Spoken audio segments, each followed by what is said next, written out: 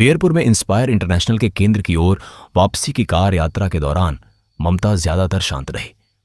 उसके सिर में होने वाला तेज दर्द उसे मदहोश सा महसूस करा रहा था। ममता, क्या तुम्हें पैरासिटामोल की जरूरत है? तारा ने चिंता जताते हुए पूछा। नहीं, मेरे पास मेरी दवाएं हैं। कल रात चाय के साथ हुए दुष्प्रभाव की वजह से मैंने आज अपनी दवाएं नहीं ली थी। शायद इसीलिए दर्द इस तरह से बढ़ गया है। ममता ने समझाते हुए अपनी सीट पर पीछे की ओर झुककर आराम करने की कोशिश की। मैं बस कमरे में पहुंचने के बाद थोड़ी देर सोना चाहती हूं। उम्मीद है उतना काफी होगा। क्या आप चाहेंगे कि मैं शाम को कुछ समोसे ले आऊं? सामने वाली यात्री सीट से मिश्रा ने पूछा।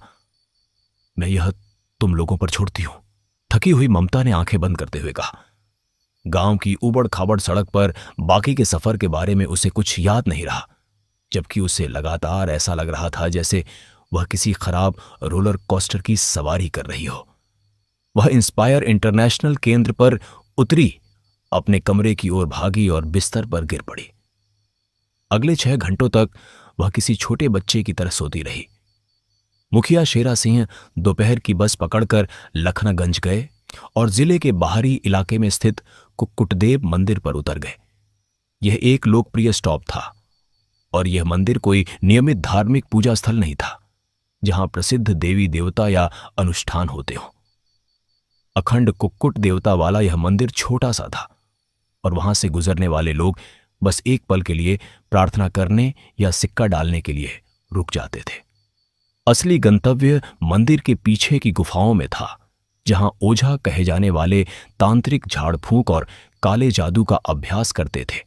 स्थानीय लोगों का मानना था कि उन ओझाओं के पास मृत पूर्वजों की आत्माओं से जुड़ने और भाग्य को प्रभावित करने की शक्ति है। कुछ लोग काले जादू के मंत्रों या बुरी नजर से छुटकारा पाने के लिए आते थे, जबकि अन्य लोग उन लोगों को लाते थे जिन पर साया होता था। परामर्श और सरल अनुष्ठान दिन के दौरान होते थे, जबकि रातें झाड़ फूंक और रक्त अनुष्ठानों के लिए आरक्षित थीं। साधारण लोग रात में उन रास्तों को पार करने की हिम्मत भी नहीं करते थे, इस डर से कि कहीं उन बुरी आत्माओं का सामना न हो जाए जिन्हें जीवित लोगों के शरीर से निकाला गया था। गुफाओं की ओर बढ़ने से पहले शेरा देवता की प्रार्थना करने के लिए रुके। गुफा के बाहर परेशान लोगों की एक लंबी कतार थी। ज्यादातर आसपास के 8 आदिवासी गांवों के लोग थे। शेरा अपनी बारी का इंतजार करने लगे। अंदर से एक छोटी बच्ची के चिल्लाने की आवाज आई, जिसने एक पल के लिए आगंतुकों को डरा दिया। इसके बाद कोड़े के कोमल त्वचा पर बरसने की आवाज आई और वह चीख कुत्ते के पिल्ले जैसी हल्की कराह में बदल गई। 1 घंटे बाद ओझा बाबा के सहायक राका ने शेरा को अंदर बुलाया। पिछले आगंतुक एक युवा लड़की के साथ बाहर निकले, जिसके चेहरे पर ताजा चोट के निशान थे और जिसकी नाक से खून टपक रहा था। टिमटिमाते दियों और मशालों से रोशन उस अंधेरे में ओझा बाबा अपने खून से सने हाथों को हल्दी के पानी से धो रहे थे। कोड़ा फर्श पर पड़ा था। उनके पैरों में पंजों जैसे दिखने वाले जूते थे। सफेद बाल और लंबी दाढ़ी उनके शरीर पर पहनी काली धोती और शॉल के साथ मेल खा रही थी। उन्होंने कुक्कुट देवता की एक छोटी सी मूर्ति के सामने रखे दिए को जलाया। ओझा बाबा का त्रिशूल देवता के बगल में मजबूती से रखा था। फिर ओझा बाबा ने अपना दाहिना हाथ मूर्ति के माथे पर रखा और मंत्रों का जाप करने लगे, मानो वे किसी गहरी समाधि ताट ट्रांस में सहाने इस वांस में हो। उन्होंने अपनी आंखें बंद कर लीं और 1 मिनट तक ध्यान लगाया। शेरा को बुलाने वाले सहायक ने मुखिया की पीठ थपथपाई और उन्हें हाथ जोड़कर प्रार्थना करने का इशारा किया। उन्होंने बिना एक शब्द कहे आज्ञा का पालन किया। बीरपुर के मुखिया, ओझा बाबा ने एक गहरी और समाधि जैसी आवाज में कहा, तुम्हें क्या सता रहा है? तनावपूर्ण चेहरे के साथ शेरा ने हाथ जोड़कर दबे हुए स्वर में कहा, बाबा, बीरपुर खतरे में है। किसका खतरा? वही है, वह वापस आ गई है। काली बन्न की डाकिनी। ओझा बाबा ने अचानक अपनी आंखें खोल दी, मानो ध्यान लगाते समय उन्होंने कोई विचलित करने वाला दृश्य देख लिया हो। उन्होंने अपने बाएं पैर के अंगूठे के नीचे पड़ा एक पान का पत्ता उठाया उन्होंने दाहिने हाथ की तर्जनी उंगली छूने की एक छोटी डिब्बी में दबाई और उसे पत्ते के अंदरूनी हिस्से पर लगाया। उन्होंने अतुरा भाषा में कुछ जाप किया। पत्ते पर लगा कैल्शियम कार्बोनेट का वह सफेद धब्बा खून जैसा लाल हो गया। ओझा ने दिए से पत्ते की डंडी जलाई। वह फर्श पर गिरा और राख में बदल गया। यह सच है, वह वापस आ गई है, लेकिन ऐसा नहीं होना चाहिए था। मैंने सुनिश्चित किया था कि वह वापस नहीं आएगी। क्या किसी महिला ने जंगल में घुसपैठ की? हां, शहर की एक औरत कल जंगल में गई थी। नहीं, वह शहर की औरत नहीं हो सकती। केवल गांव की बेटी, एक डागी ही डाकिनी के काया परिवर्तनम का पात्र बन सकती है। उस शहर की औरत का दावा है कि उसने एक गर्भवती महिला को जंगल में बुलाते हुए देखा था और उसके बाद उसे याद नहीं कि क्या हुआ। वह पवित्र बरगद के पेड़ के पास बेहोश पाई गई थी। गर्भवती महिला? ओझा की आवाज में चिंता थी। हां, गांव में अभी केवल एक ही गर्भवती महिला है, कुहू। वह डागी है। संयोग से उसका पति, जो एक कुक्कुट था, जंगल में मृत पाया गया। मैं तुम्हारी दुविधा समझ रहा हूं। सुप्त डाकिनी ने किसी तरह इस गर्भवती महिला के भीतर प्रवेश कर लिया है और उसने बदला लेना शुरू कर दिया है। लेकिन वह इतने सालों तक सुप्त क्यों थी? 30 सालों में कई महिलाएं गर्भवती हुईं। अभी क्यों वह जाग गई है? क्योंकि सभी डागियों को निकाल दिया गया था, लेकिन फिर यह एक वापस रेंग कर आ गई। डाकिनी सही समय पर सही व्यक्ति का इंतजार कर रही थी। हो सकता है कि उसने इस महिला को बहुत पहले ढूंढ लिया हो, लेकिन वह उसके मानसिक रूप से इतना कमजोर होने का इंतजार कर रही थी कि वह उस पर कब्जा कर सके। कभी कभी इसमें महीनों या साल भी लग सकते हैं, लेकिन चौंकाने वाला सच यह है कि कुख्यात कालीबन की डाकिनी जाग गई है। उसके पास उन सभी डाकिनियों की सामूहिक आध्यात्मिक शक्ति होगी जिन्हें वहां फांसी दी गई थी। मेरे रिकॉर्ड के अनुसार 108। उसे वापस वहीं भेजना होगा जहां की वह है, वरना वह गांव में तबाही मचा देगी। वह किसी भी पुरुष को नहीं बख्शेगी। अब हम क्या करें? क्या हमें मुंडन संस्कार करना चाहिए और विधवा की रस्म शुरू करनी चाहिए या नहीं? ओझा ने बीच में ही टोका। तुम एक गर्भवती महिला का मुंडन नहीं कर सकते। वह अपनी कोख में जीवन लेकर चल रही है। रुको, मुझे देखने दो। ओझा बाबा एक छोटी सुई से जमीन पर कुछ उकेरने लगे। एक पल बाद उन्होंने कहा, हमें अगले 8 दिनों तक उसे पुरुषों से दूर रखना होगा। उसके बाद पूर्णिमा आएगी, जो साल की सबसे शक्तिशाली रात होगी। अपने बच्चे को गिराने के बाद 9वीं रात को उसे मृत्यु दंड देना होगा, लेकिन हम पिछली बार की तरह दोबारा गलती करने का जोखिम नहीं उठा सकते। ओझा बाबा के दिमाग में कर्मी रानी को फांसी देने का दृश्य फिर से घूम गया। उन्होंने आह भरी और कहा, तुम तब छोटे थे, तुम्हें शायद ज्यादा याद ना हो, लेकिन पिछली बार जो एक गलती हुई थी वही कारण है कि डाकिनी फिर से वापस आ गई है। मैं जरूरी इंतजाम कर दूंगा बाबा। बेहतर होगा कि तुम अपने प्रियजनों का ध्यान रखो, खासकर छोटे लड़कों का। डाकिनी उनके साथ खेलना, उनका मांस खाना और उनकी आत्माओं का शिकार करना पसंद करती है। डाकिनी के लिए यह अनिवार्य है कि लड़के बड़े होकर पुरुष न बने।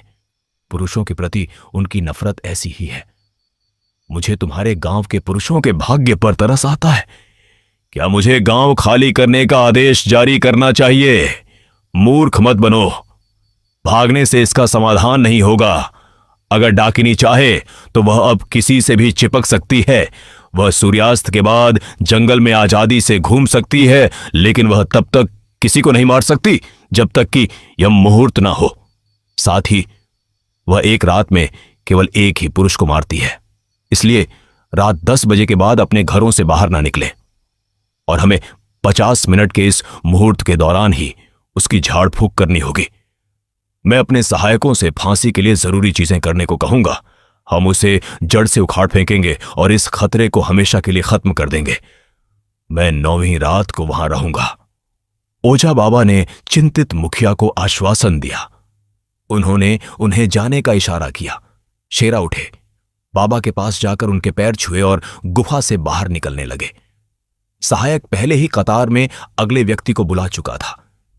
जैसे ही वे ठंडी अंधेरी गुफा से बाहर निकले, गर्म धूप की चादर ने उनका स्वागत किया।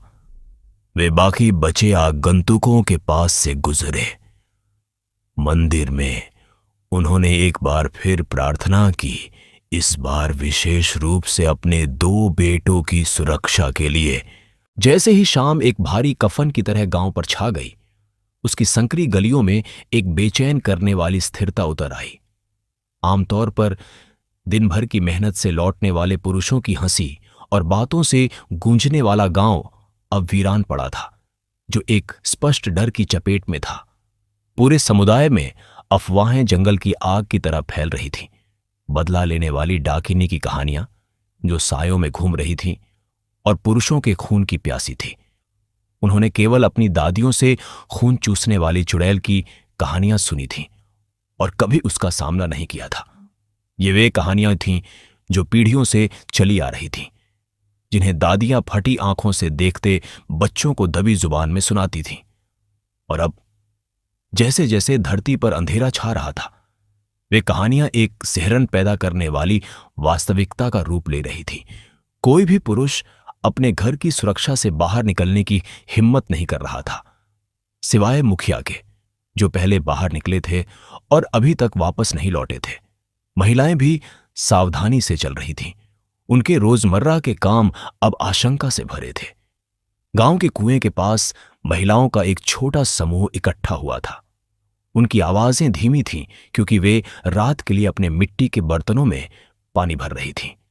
उनके बीच इमलिया खड़ी थी। उसकी नजर अपने छोटे भाई छोटू पर टिकी थी, जो पास में ही कंचों से खेल रहा था। चिंता उसके चेहरे पर साफ दिख रही थी। इमलिया ने उसे आवाज दी। उसकी आवाज में घबराहट थी। करीब ही रहना छोटू, उसने चेतावनी दी। उसकी आंखें बढ़ते अंधेरे को टटोल रही थी। ज्यादा दूर भटकना सुरक्षित नहीं है। छोटू ने निराशा भरे चेहरे के साथ कंधे उचकाए और बुदबुदाया। अपने काम से काम रखो। उसने अपने पैर से एक कंचे को ठोकर मारी। वह स्पष्ट रूप से परेशान था कि उसका कोई भी दोस्त खेलने के लिए आसपास नहीं था।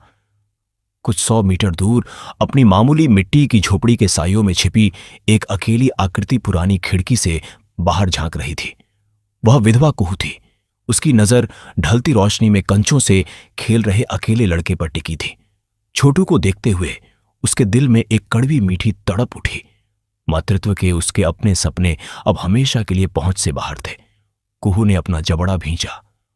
उसकी पीठ के निचले हिस्से से एक परिचित दर्द फैल रहा था। उसकी कोख एक भारी पत्थर की तरह महसूस हो रही थी, जो उसे इस बात की याद दिला रही थी कि क्या हो सकता था। एक बेटा, छोटू जैसा एक हट्टा कट्टा छोटा लड़का। यह विडंबना उसे जला रही थी। ऐसा लगता था कि पुरुषों को ठोकर खाने और संभलने की आजादी दी गई थी। उनके लिए परिणाम महज हवा में फुसफुसाहट जैसे थे। लेकिन उसके जैसी महिलाएं दुख भोगने के लिए पैदा हुई थीं। एक निरंतर धारा उन्हें बचपन की लाचारी से शादी की गुलामी और उससे भी आगे खींच ले जाती थी।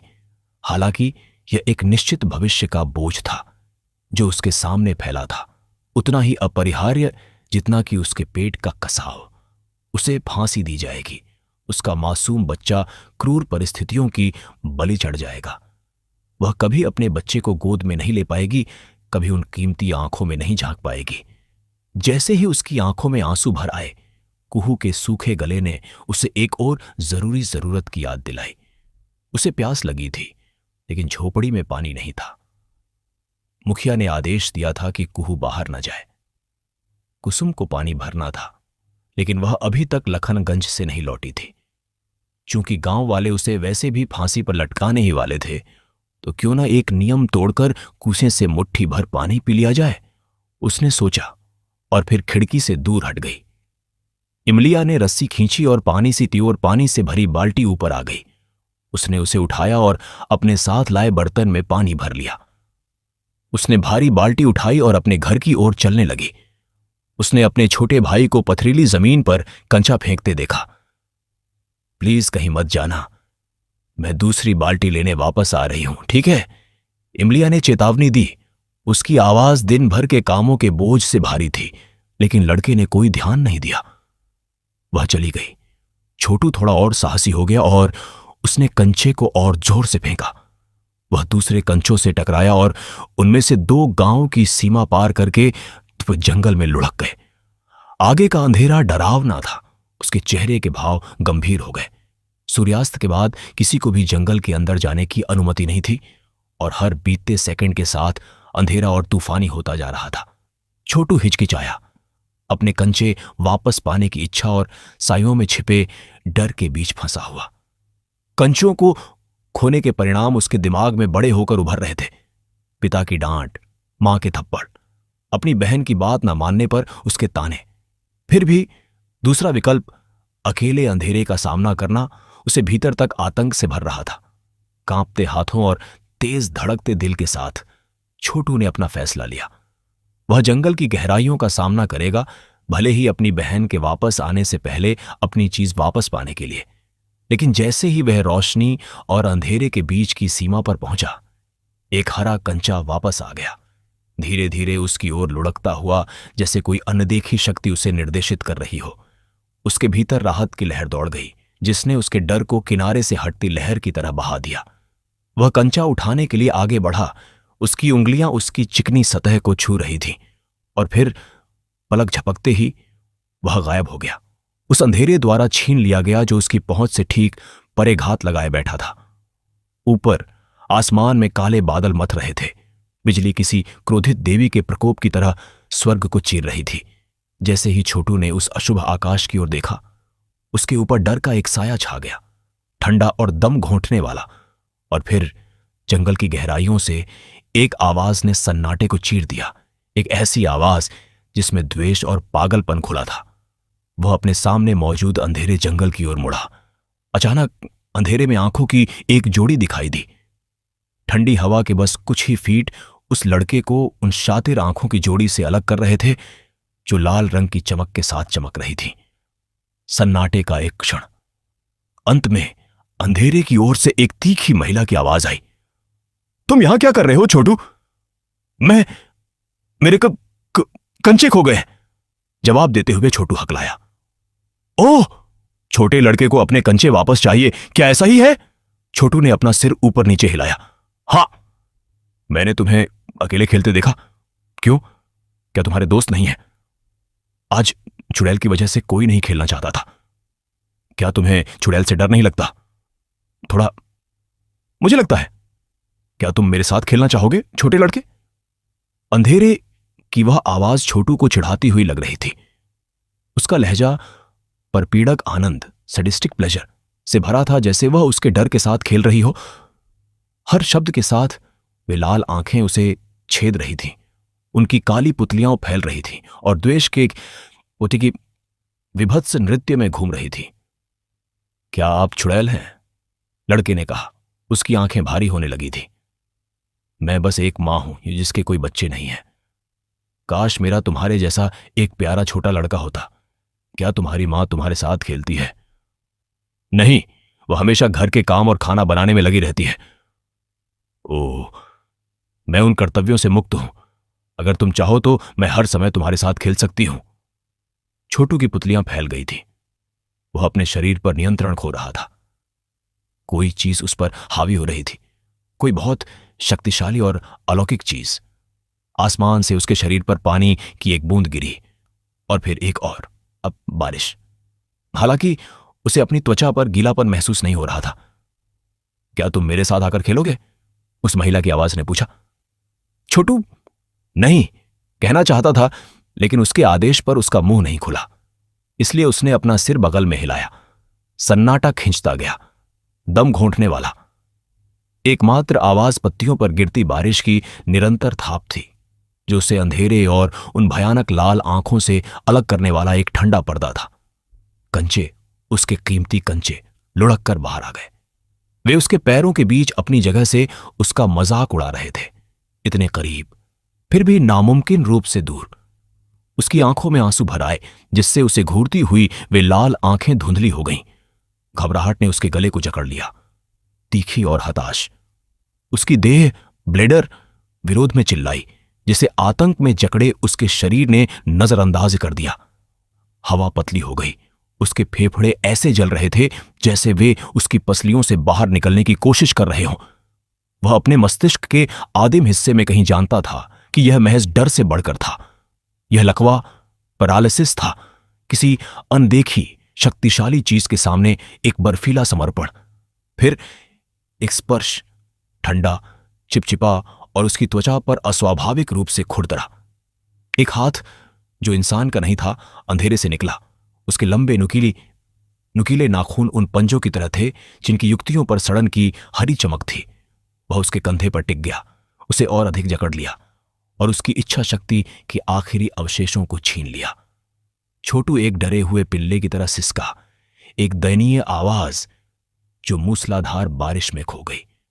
उसने पूरे दिल से चाहा कि काश उसने कंचे न फेंके होते, काश उसने अपनी बहन की बात मान ली होती, काश वह इस वर्जित जगह पर आने की हिम्मत न करता। अब फंसा हुआ और असहाय वह केवल इंतजार कर सकता था, डर में जमा हुआ, जबकि अंधेरा मौत के वादे फुसफुसा रहा था और वे लाल आंखें उसकी रूह को छलनी कर रही थीं। वापस शेरा के घर में इमलिया बाहर आ ही रही थी कि बारिश शुरू हो गई। उसने बारिश का पानी इकट्ठा करने के लिए आंगन में बाल्टी रख दी। कम से कम इस तरह उसे पानी लाने के लिए कुएं तक नहीं जाना पड़ेगा। हालांकि उसे याद आया कि उसने अपने भाई को कुएं के पास छोड़ा था, इसलिए वह खुद को ढकने के लिए प्लास्टिक की चादर लेने अंदर गई। बारिश जोरों से हो रही थी, हर बूंद जमीन पर प्रहार करती एक छोटी मुट्ठी की तरह थी जो इमलिया के दिल की उन्मादी धड़कन की नकल कर रही थी। धू-धुक, धू-धुक। उसने कुएं के किनारे को खंगाला। उसकी आंखें अपने भाई के किसी भी निशान की तलाश कर रही थीं, लेकिन बढ़ते अंधेरे और पानी के निरंतर पर्दे ने उसकी दृष्टि को धुंधला कर दिया था। बस कुछ बिखरे हुए कंचे पड़े थे। छोटू जा चुका था। घबराहट ने उसे अंदर ही अंदर कुरेदना शुरू कर दिया। उसने उसका नाम पुकारा। कोशिश में उसकी आवाज बैठ गई थी, लेकिन तूफान के शोर ने उसे पूरा निगल लिया। एकमात्र उत्तर कुएं से टकराकर वापस आती प्रेतवाधित गूंज थी जो अपने खालीपन से उसका मजाक उड़ा रही थी। दो कंचे जो आधे कीचड़ में डूबे थे उसके पैरों के पास पड़े थे। वे बारिश में धीरे धीरे हिल रहे थे, जो उसके भाई की खेल भरी शाम की एक क्रूर याद दिला रहे थे। अब वे किसी भुला दिए गए खिलौने की रूह की तरह लग रहे थे, लावारिस और भीगे हुए एक ऐसे मालिक का इंतजार करते हुए जो कभी वापस नहीं लौटेगा। बस से उतरते समय शेरा के दिल की उथल पुथल बारिश के उग्र रूप में प्रतिबिंबित हो रही थी। ओझा बाबा के यहां से उनकी डरावनी भविष्यवाणी सुनकर लौटने में 2 घंटे की बारिश ने देरी कर दी थी। उन्होंने मूसलाधार बारिश को कोसा। फिर जैसे ही वे अपने घर के करीब पहुंचे, एक ऐसा दृश्य सामने आया जिसने उनके फेफड़ों से सांसें खींच लीं। कल्लू, चंबा और ग्रामीण एक साथ दुबके हुए थे। उनके चेहरों पर डर साफ झलक रहा था। शेरा के मन में अनिष्ट की आशंका बैठ गई। उनके बोलने से पहले ही वे जान गए थे कि कुछ बहुत बुरा हुआ है।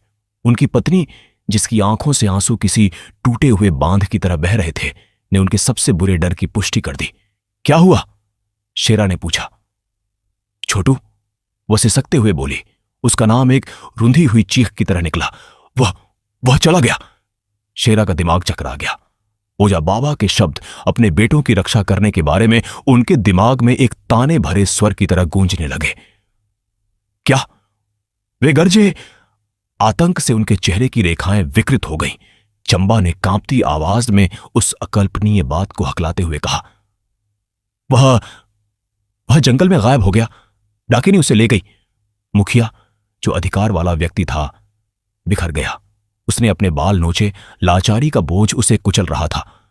ओझा की फुसफुसाहट ने चेतावनी दी थी कि वह चुड़ैल अपनी नींद से जाग गई है और उसका छोटा बेटा ही उसकी बलि बन गया। उसे किसने ढूंढा? उन्होंने फटी हुई आवाज में पूछा। उनका स्वर एक फुसफुसाहट से मुश्किल से ऊपर था। ग्रामीणों ने एक दूसरे को चिंतित नजरों से देखा। अंधेरा होने के बाद किसी ने भी वर्जित जंगल में जाने की हिम्मत नहीं की थी। अंत में चंबा ने भारी आवाज में कहा, केवल गुट्ठा काका। वे अभी तक नहीं लौटे हैं। उनकी पत्नी की सिसकियां और तेज हो गईं। इमलिया व्यर्थ ही उन्हें सांत्वना देने की कोशिश कर रही थी। शेरा जमीन से उठे। उनकी आंखों में दृढ़ संकल्प की ज्वाला जल रही थी। इमलिया, उन्होंने भारी स्वर में कहा, अपनी मां को अंदर ले जाओ, उनके साथ रहो। आंसू भरी आंखों के साथ सिर हिलाते हुए इमलिया ने अपनी मां को घर के अंदर ले जाने में मदद की। शेरा मुड़े। उनकी नजर जंगल की ओर जाने वाले रास्ते पर पड़ी। मैं अपने बेटे को ढूंढने जा रहा हूं, उन्होंने घोषणा की। उनकी आवाज में एक ऐसी हताशा थी जिसने ग्रामीणों को भीतर तक झकझोर दिया। चंबा ने उनका हाथ पकड़ा, उन्हें समझाने की कोशिश की। नहीं मुखिया, यह बहुत खतरनाक है। आपको अपने परिवार के लिए यहां रुकना होगा। हम सब अपने परिवारों से बंधे हैं, लेकिन गुट्ठा ऐसे बंधनों से मुक्त थे, इसलिए उन्होंने जंगल में जाने का साहस किया। कुहू का क्या हुआ? शेरा ने पूछा। वह अपनी झोपड़ी में है। क्या किसी ने उसे झोपड़ी से बाहर निकलते देखा? वह एक विधवा है, एक चुड़ैल के साये में। कोई भी उसके पास जाने की हिम्मत नहीं करेगा, खासकर सूर्यास्त के बाद। लेकिन कल्लू धीमे स्वर में बोला, किसी ने उसे कुएं के पास देखा था, पानी भरने की कोशिश करते हुए। यह सिर्फ एक चाल है। ओझा बाबा ने पुष्टि कर दी है कि चुड़ैल अपनी सुप्तावस्था से बाहर आ गई है। उन्होंने एक पान के पत्ते से उसकी उपस्थिति का परीक्षण किया। मैंने अपनी आंखों से छूने को लाल होते देखा। उन्होंने मुझे चेतावनी दी थी और अपने लड़कों का ख्याल रखने को कहा था, क्योंकि वह सबसे पहले उन्हीं के लिए आएगी। मुझे आने में बहुत देर हो गई। ऐसा मत कहिए मुखिया, काका निश्चित रूप से छोटू को ढूंढ लेंगे और उसे वापस लाएंगे। चंबा ने आश्वासन दिया। मैं भी यही उम्मीद करता हूं। मुझे यही उम्मीद है। शेरा की आंखें आंसुओं से भर गईं और वे अपने बेटे की सलामती की प्रार्थना करने लगे। तारा शांत लेटी थी, नींद के आगोश में खोई हुई। उसकी सांसें स्थिर और लयबद्ध थीं। उसके बगल में आईपैड पर चल रही फिल्म की हल्की चमक उसके शांत चेहरे पर कोमल रोशनी डाल रही थी। उसकी पलकों की कभी कभार होने वाली फड़फड़ाहट ही एकमात्र हरकत थी। इस बीच ममता अपने सपनों के अंधेरे में अपने ही राक्षसों से जूझ रही थी। अपनी नींद की गहराइयों में करवटें बदलते हुए ममता वापस अतीत की उन डरावनी यादों में पहुंच गई, उन हफ्तों में जो उस दुखद घटना की ओर ले जा रहे थे जिसने उसकी दुनिया को चकनाचूर कर दिया था। अचानक ममता के सिर में दर्द की एक लहर उठी, एक चुभता हुआ माइग्रेन जिसने उसकी नींद की नाजुक शांति को भंग करने की धमकी दी। फिर भी वह एक ट्रिपी सपने के खिलाफ एक खामोश लड़ाई में उलझी रही। वह दृश्य अस्तित्व में आया जो सपनों के सामान्य तर्क को धत्ता बता रहा था। पॉल के जॉइंट का तीखा धुआं उस गोलाकार कमरे में भरा था जो डॉक्टर अय्यर के क्लिनिक का एक विकृत प्रतिबिंब था। ममता ने उस दृश्य को पहचान लिया, या कम से कम उसके दिमाग द्वारा की गई उसकी एक टेढ़ी मेढ़ी व्याख्या को। दूसरे हिस्से में एक जांच वाले बिस्तर से बंधी हुई उसने सपने के धुंधलके के बावजूद ठंडी धातु की चुभन महसूस की। एक अल्ट्रासाउंड मशीन एक खामोश गवाह की तरह उसके बगल में खड़ी थी, और उस प्लास्टिक की कुर्सी पर जहां तर्क के अनुसार सोनोलॉजिस्ट को होना चाहिए था, सेलिना बैठी थी, जिसने एक माला को ऐसे पकड़ रखा था जैसे वह प्रार्थना का साधन नहीं बल्कि कोई हथियार हो। एक पतले पर्दे से विभाजित गोलाकार कमरे के दूसरे आधे हिस्से में पॉल एक पिंजरे में बंद जानवर की तरह चक्कर काट रहा था। धुआं उसके चारों ओर गुस्से में भरी आत्माओं की तरह घूम रहा था। सेलिना की आवाज, जो उम्र के कारण फटी हुई थी और जिसमें आरोप घुला था, सपने के धुंधलके को चीरती हुई आई। क्यों ममता, तुमने उसका शादी का प्रस्ताव क्यों ठुकरा दिया? उसकी माला के मोती उस दम घोंटने वाले सन्नाटे में छोटी हड्डियों की तरह खटखटा रहे थे। ठंडी धातु की मेज से बंधी ममता ने उस आरोप को बर्फीली सुइयों की तरह चुभते हुए महसूस किया। क्रोम और कांच से बना वह गोलाकार कमरा, जो एक विकृत कोख जैसा था, अपनी असंभव ज्यामिति से उसका मजाक उड़ा रहा था। उसकी मुड़ी हुई सतह पर उसके पैर सीधे कैसे टिक सकते थे? क्यों ममता, सेलिना ने दोहराया। उनका वृद्ध चेहरा झुर्रियों से भी गहरी लकीरों से भरा था। ममता, क्या तुम प्लीज कुछ कहोगी? ममता की भ्रिकुटी और तन गई जब उसने सेलिना की ओर देखा, जो अनाथालय के दिनों से उसके लिए मां जैसी रही थी। सेलिना की आंसुओं भरी नजरों के बावजूद ममता की आवाज दृढ़ रही। मैं उससे शादी नहीं करना चाहती, सेलिना। सेलिना की आवाज, जिसमें आमतौर पर गर्मजोशी होती थी, अब आरोप के साथ फट पड़ी। लेकिन क्या तुम उससे प्यार नहीं करती? ममता ने आह भरी। उस अनकहे सच का बोझ उसके सीने पर भारी था। वैसी बात नहीं है। तो उसके प्रस्ताव को क्यों ठुकराया? उसे पिता बनने का मौका क्यों नहीं दिया? क्योंकि मैं शादी नहीं करना चाहती, ममता ने पलटकर जवाब दिया। उसका अपना गुस्सा बढ़ रहा था। क्या यह समझना इतना कठिन है? और मुझ पर विश्वास करो, वह भी मुझसे शादी नहीं करना चाहता। अनुकूलता हमारी खूबी नहीं थी। तो फिर तुम गर्भवती क्यों हुई? क्योंकि हमने सेक्स किया था। तुमने उसके साथ सेक्स क्यों किया? क्या आपने उससे ये सारे सवाल पूछे, सेलिना? ममता ने पलटकर पूछा। उसकी आंखों में गुस्सा चमक उठा। सेलिना के चेहरे पर अपराध बोध की एक झलक दिखी। मैंने पूछा था, उन्होंने स्वीकार किया।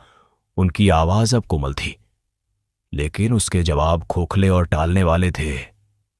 बिल्कुल, ममता ने दृढ़ता से कहा।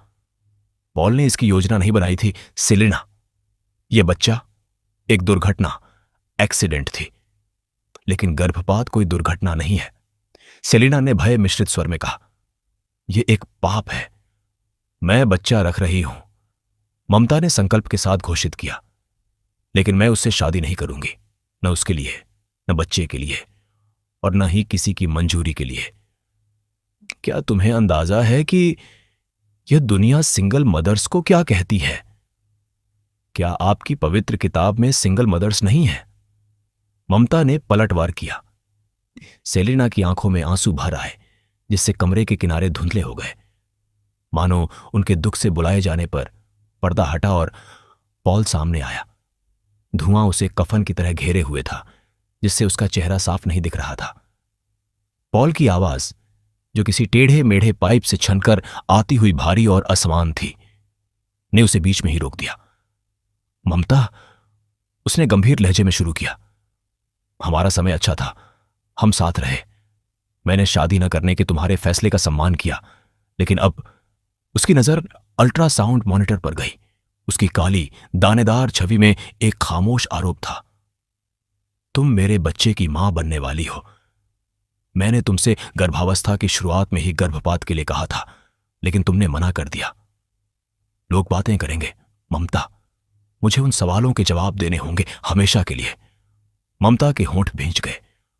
तुम्हें मेरे या बच्चे के बारे में चिंता करने की जरूरत नहीं होगी, पॉल। मैं वादा करती हूं। वादे हकीकत को नहीं मिटाते, ममता। तब क्या होगा जब तुम्हारा बच्चा अपने पिता के बारे में पूछेगा? तुम उन्हें क्या बताओगी? सेलिना बीच में बोली। उनकी आवाज कड़वी दया से भरी थी। और अब पॉल से कौन शादी करेगा, यह जानकर कि उसका शादी के बाहर एक बच्चा है? ममता की खामोशी बहुत कुछ कह गई। यह बातचीत वैसी नहीं थी जैसी वास्तव में हुई थी। उसके पेट में एक बेचैनी बैठ गई, जो इस सपने के एक ट्रिपी दुःस्वप्न में बदलने का संकेत थी। पॉल की आवाज कठोर हो गई। ममता, उसने कहा, या तो हम शादी कर लें या बच्चे को गिरा दो। तुम्हें अब इन दो विकल्पों में से एक चुनना होगा। ममता ने अल्ट्रासाउंड मॉनिटर की ओर देखा।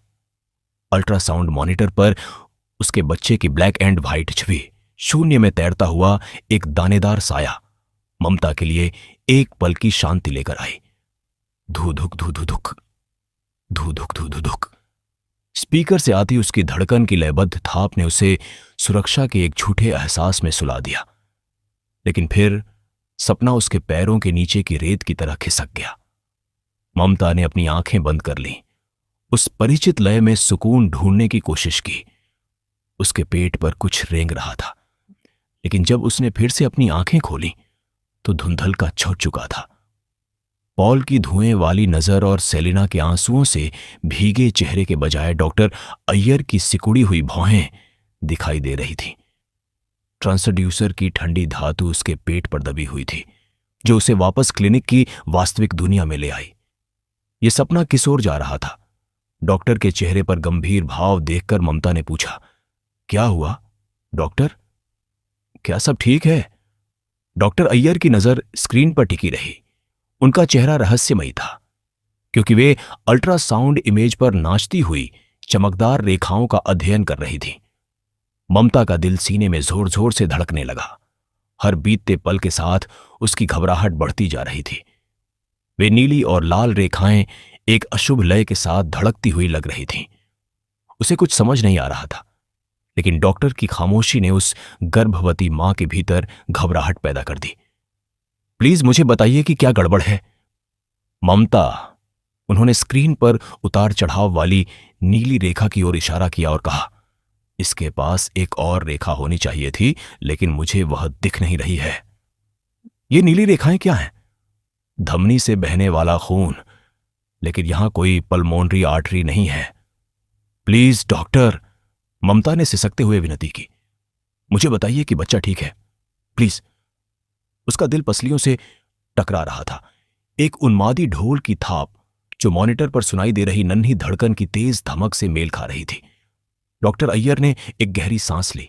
उनके चेहरे पर सहानुभूति के भाव थे। ममता, तुम्हें मजबूत होना होगा। एक ऐसी बात है जो तुम्हें सुननी होगी। उन्होंने अपना चश्मा उतारा और उनकी नजरें ममता की नजरों से इस तरह मिल गईं जैसे तूफान में कोई मशाल हो। तुम्हारे बच्चे को दिल की एक दुर्लभ बीमारी है जिसे टेट्रालॉजी ऑफ फैलोट कहते हैं। यह शब्द किसी शारीरिक प्रहार की तरह लगे। क्या यह ठीक हो जाएगा? क्या हम इसे दवा से ठीक कर सकते हैं? डॉक्टर अय्यर ने हाथ बढ़ाकर ममता का हाथ धीरे से दबाया। दुर्भाग्य से नहीं, इस स्थिति के लिए सर्जरी की जरूरत होती है। बच्चा पैदा होने के बाद हमें एक बाल हृदय रोग विशेषज्ञ से सलाह लेनी होगी। वे पहले 6 महीनों के भीतर एक बाईपास सर्जरी करेंगे। ममता की दुनिया अपनी धुरी से हिल गई। सर्जरी एक नवजात शिशु पर? नहीं नहीं, यह बहुत दर्दनाक होगा। उसकी आंखें भर आईं। स्क्रीन पर जीवन की उस छोटी सी टिमटिमाहट की छवि धुंधली हो गई। 6 महीने का बच्चा? ऐसा नहीं हो सकता। मैं जानती हूं ममता। डॉक्टर अय्यर की आवाज कोमल हो गई। लेकिन इस दोष को किसी और तरीके से ठीक नहीं किया जा सकता। अगर इलाज नहीं किया गया तो तुम्हारे बच्चे को सांस लेने में संघर्ष करना पड़ेगा और हर रोने के साथ उसका शरीर नीला पड़ता जाएगा। ममता के दिमाग में एक डरावनी छवि कौंधी। एक नीला बच्चा सांस के लिए तड़पता हुआ, उसका नन्हा शरीर दर्द से कांप रहा है। ब्लू बेबी सिंड्रोम के बारे में पढ़ी हुई यादों ने उसकी रीढ़ में सिहरन पैदा कर दी। जीवित रहने की, एक स्वस्थ जीवन जीने की संभावना बहुत कम थी, डरावनी हद तक कम। अपने बच्चे को इतने दर्द से गुजरते हुए देखने का विचार, जहां उसका हर रोना एक खामोश चीख बन जाए, असहनीय था। ममता, या तो तुम बच्चा पैदा कर सकती हो और उसे जीवन का एक मौका दे सकती हो, या उसे खो सकती हो। तुम्हें अब इन 2 विकल्पों में से एक चुनना होगा। धू धुक धू धु धुक, धू धुक धू धु धुक। धड़कनें उसकी कोख के गुफा जैसे सन्नाटे में गूंज रही थीं। अपनी गर्भावस्था को जारी रखने की कोशिश में उसने जो कुछ भी त्याग दिया था, उसके बाद यह उस ताबूत की आखिरी कील थी। एक बहुत ही छोटा ताबूत जो उसकी कोख उस भ्रूण के लिए बन गई थी। लेकिन उसके साथ ऐसा क्यों हो रहा था? क्यों? पाप। यह शब्द उसके दिमाग में रेंगने लगा, अपने पीछे ठंडे पसीने की एक लकीर छोड़ते हुए। क्या ऐसा इसलिए था क्योंकि उसने पाप किया था? अगर वह पापी थी तो उसके अनचाहे बच्चे को सजा क्यों मिल रही है? क्या यह प्रायश्चित था? यह उचित नहीं था। फादर साइमन की धूल भरी बाइबल वाला ईश्वर अब एक दूर का तानाशाह लग रहा था, एक परपीड़क कठपुतली भाज जो उसके दुख की डोरियां खींच रहा था। इसमें दया कहां थी? माता पिता के अपराधों की कीमत बच्चे द्वारा चुकाए जाने में न्याय कहां था?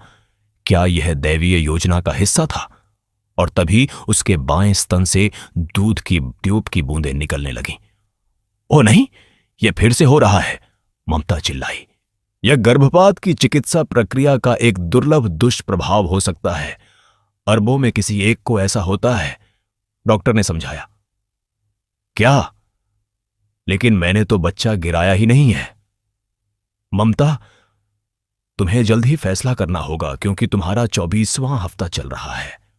तुम्हारे पास अभी भी विकल्प है। इसके बाद गर्भपात कराना अवैध होगा और तुम्हें अदालती आदेश की जरूरत होगी, डॉक्टर ने कहा। और फिर वे काले कणों में बिखर गईं और हवा में ओझल हो गईं।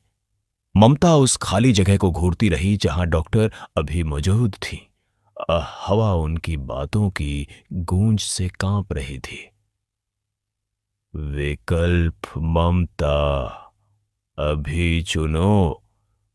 24वां हफ्ता, आखिरी मौका। अकेली, बिल्कुल अकेली, सिवाय अपनी कोख में कम होती धप धप की आवाज के। धू धुक धुक धुक धुक धुक। वह लयबद्ध ढोल की थाप, जो कभी जीवन का संगीत थी, अब टिक टिक करती घड़ी की तरह लग रही थी, जिसकी हर धड़कन उस फैसले की ओर उल्टी गिनती थी जिसे लेने के लिए वह तैयार नहीं थी। क्लिनिक की साफ सुथरी दीवारें गायब हो गईं। उनकी जगह भारी स्याह अंधेरे ने ले ली। एकमात्र रोशनी एक मरता हुआ अंगारा जो शून्य के खिलाफ संघर्ष कर रहा था। उसके बच्चे की धुंधली होती धड़कन के साथ एक वीभत्स तालमेल में धड़क रही थी। क्या यह उसके दुस्वप्न का दम घोंटने वाला चरम था, या उसके सपनों के भूल भुलैया वाले रास्ते का एक और मोड़? क्या वह कभी जागेगी? भागने की तड़प उसके गले को खरोंच रही थी। हेलो, वह फटी आवाज में बोली। उसकी आवाज उस विशाल खालीपन में खोखली होकर गूंजी। अंधेरे की एक दरार से चांदनी की एक किरण निकली, जिसने एक चांदनी रात वाली झील को दिखाया जो मृग तृष्णा की तरह झिलमिला रही थी। उस हल्की रोशनी से आकर्षित होकर उसने उस छेद से झांका। चमकीले चांद का प्रतिबिंब उसकी सतह पर नाच रहा था। धुक धुक धुक धुक धुक धुक। पीछे मुड़ने पर ममता ने खुद को काले पत्थर की एक जर्जर संरचना में खड़ा पाया। एक प्राचीन इमारत जिसकी दीवारें ऑब्सीडियन पत्थर से तराशी गई थीं, चांद की उस डरावनी चमक में नहाई हुई थी। केंद्र में एक ऊंचे चबूतरे पर एक अकेली आकृति उस दिव्य रोशनी के सामने परछाई बनकर खड़ी थी। एक महिला देवी जो उसी काले पत्थर से तराशी गई थी। क्या यह मदर मैरी की मूर्ति वाला कोई चर्च था, मैडोना और बच्चा, या कोई देवी? लेकिन वह देवी जानी पहचानी नहीं थी। क्या यह कोई भूला बिसरा मंदिर था, खोई हुई सभ्यताओं की एक गूंज? धू धुक धुक धुक धुक धुक। धड़कन धीमी हो गई थी, लेकिन अब वह स्थिर थी, जैसे किसी सोते हुए बच्चे की धड़कन हो। धड़कन का स्रोत कहां था? ममता की नजर उस देवी के पीछे की जगह पर टिक गई जहां से वह कोमल लय आ रही थी। वह धीरे धीरे मूर्ति के करीब गई। वहां कोई था, लगभग 6 या 7 साल का एक लड़का जो भ्रूण की स्थिति में लेटा हुआ था, देवी की छाया में ढका हुआ। उसका चेहरा उस दरार से आती चांदनी के कारण ओझल था। ममता ने एक अनकही इच्छा के वश में होकर लड़के को छूने के लिए हाथ बढ़ाया, लेकिन इससे पहले कि उसकी उंगलियां उस बच्चे को छू पाती, अंधेरे में एक घिनौनी चीख गूंजी। ऊपर से कोई चीज आग की लपटों में टिमटिमाई और ठीक उसके सामने लटक गई एक आदमी का जलता हुआ शरीर। चांदनी की रोशनी में चमकता वह चेहरा जाना पहचाना था। वह गुट्ठा था। गांव की शोकपूर्ण गूंज से बहुत दूर गुट्ठा एक टिमटिमाती लालटेन को अपना एकमात्र साथी बनाए जंगल के स्याह मुंह की गहराई में उतर गया। कीचड़ भरे रास्ते पर डरावनी परछाइयां नाच रही थीं, जो रात के आकाश को खरोंचती हुई टेढ़ी मेढ़ी टहनियों द्वारा बनाई जा रही थीं। छोटू, उसने पुकारा। वह नाम पूरे जंगल में गूंज उठा। बारिश रुक चुकी थी, लेकिन जंगल अभी भी रो रहा था।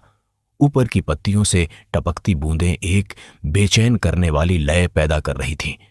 उसने एक मुल्लौनी का पत्ता तोड़ा और उसके शांत करने वाले रस को चबाने लगा, अपने भीतर घर कर रहे डर को सांत्वना देने की कोशिश में। कमीनी चुड़ैल, वह नम हवा में कोसते हुए फुसफुसाया। उन्हें कहा था कि उस डागी विधवा से छुटकारा पालो, पर किसी ने नहीं सुनी।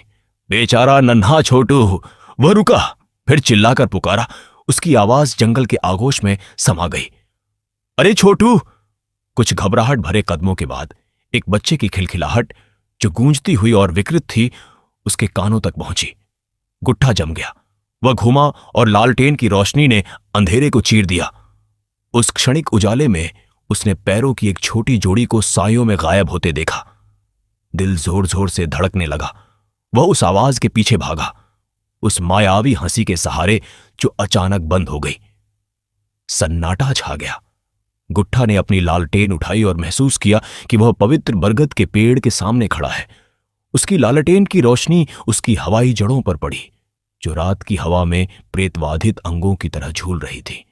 उन जड़ों के आलिंगन में लिपटी एक अजीब सी पोटली ने उसे करीब खींच लिया। गुट्ठा रेंगते हुए आगे बढ़ा। उसकी त्वचा में डर की चुभन होने लगी और गले से उथली सांसें निकलने लगीं। जैसे ही वह नजदीक पहुंचा, एक भयानक दृश्य सामने आया। उस पोटली के एक तरफ से छोटू का सिर निकल रहा था और दूसरी तरफ से नन्हे पैर बाहर झांक रहे थे। उस चुड़ैल ने, उस डाकिनी ने लड़के को बरगद की पकड़ में जकड़ लिया था। सहज प्रवृत्ति के वश में होकर गुट्ठा ने अपनी लालटेन पास की एक टहनी पर रखी और उसके चाकू की ब्लेड चमक उठी जब उसने उन जकड़ी हुई जड़ों को काट दिया। एक हल्की धमक के साथ छोटू उसके पैरों के पास आ गिरा। छोटू! गुट्ठा घुटनों के बल बैठा और धीरे से लड़के को हिलाया। छोटू की आंखें फड़फड़ाकर खुलीं, जो शून्य और भ्रमित थीं। चलो घर चलते हैं, गुट्ठा ने आग्रह किया, लेकिन लड़का केवल उसे पार करके देखने लगा, मानो वह कुछ अपवित्र देख रहा हो। घबराहट बढ़ गई। अभी भी होश में नहीं है, हमारे पास समय नहीं है। गुट्ठा ने हाथ बढ़ाया, लेकिन उसके हाथ में केवल खाली हवा आई। छोटू जा चुका था, ओझल हो गया। क्या यह एक मतिभ्रम, हेलुसिनेशन था, जो उस मुलोनी के पत्ते और बढ़ते हुए डर के कारण पैदा हुआ था, या यह किसी बहुत अधिक भयावह शक्ति द्वारा खेला गया एक क्रूर खेल था? पत्तियों के बीच एक ठंडी फुसफुसाहट हुई, एक ऐसी आवाज जिसने गुट्ठा के खून को बर्फ बना दिया।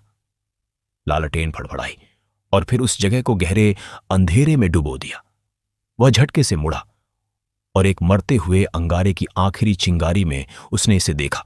बरगद की हवाई जड़ों जैसे काले उलझे बाल, जो एक टहनी से उल्टी लटकी हुई महिला की आकृति को घेरे हुए थे, जिसकी आंखें द्वेषपूर्ण लाल चमक के साथ चमक रही थीं। काली बन्न की डाकिनी, लेकिन वह उसका उल्टा लटका हुआ साया नहीं था, चाहे वह कितना भी विभत्स क्यों न हो, जिसने वास्तव में उसकी सांसें रोक दी थीं। वह था एक इंसानी चेहरे का अभाव।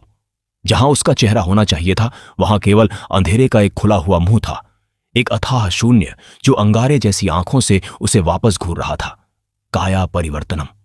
वे सुर्ख लाल अंगारे एक अपवित्र रोशनी के साथ धड़क रहे थे, जो उस दमनकारी अंधेरे में रोशनी का एकमात्र स्रोत थे। यह अंधेरे का जीव था डाकिनी। उसके बचपन के दुस्वप्न, जिन्हें जो लंबे समय से सुप्त थे, उसके दिमाग में ताजा और भयानक होकर फूट पड़े।